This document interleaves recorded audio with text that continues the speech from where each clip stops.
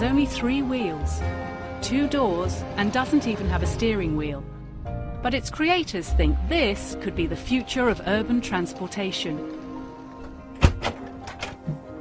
Okay, so this is the airport, and I've just run it for a while, and as you've seen, it's very agile, and you can see there's no driving wheel, just a joystick, and it's very comfortable because you are like in the seat, just driving into the city with this wonderful view around you because you are seeing everywhere, and it's a real new way to drive into the city.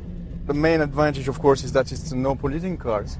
You're running for free emission, without emissions, and then after it's also the costs, because it's very cheap to use and cheap to buy.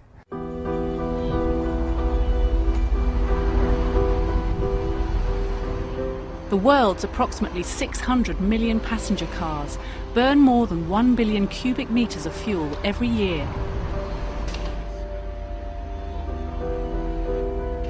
But father-son teams Cyril and Guy Neg think they have come up with a solution at their lab in Nice in the south of France. Which is very special about the airport is the energy we use. We use compressed air to drive it. This is a very clean system, a very economical system, and the airport is very adapted to the city. The compressed air engine works very simply. It is just using the air we've just compressed into a tank, and then we use this compressed air to move some pistons into the engine that drives directly to crankshaft, goes to the wheel, and the movement drives the car. The idea of powering a vehicle using air is not new. Compressed air systems have been used to power trams in France since the late 19th century. In the early 20th century, an Anglo-American company produced a car they claimed could run 100 miles on liquid air. And yet none of these has been a commercial success. The AirPod produces a fraction of the emissions of standard engines, although it produces similar emissions to electric cars. But its manufacturers argue that compressed air is a superior technology. It has some emissions if you compress it using electricity, of course, because using electricity you will have some emissions at the point where you produce the electricity. But mainly this kind of system is typically adapted to use renewable energy to compress the air. If you use a wind turbine to compress the air, then the emission will be quite zero. There is air everywhere. We know that today to drive a car into the city we don't need a lot of power, and this is why we're using compressed air. And behind all this there is a very simple technology, so it can be very durable, efficient, and ecological.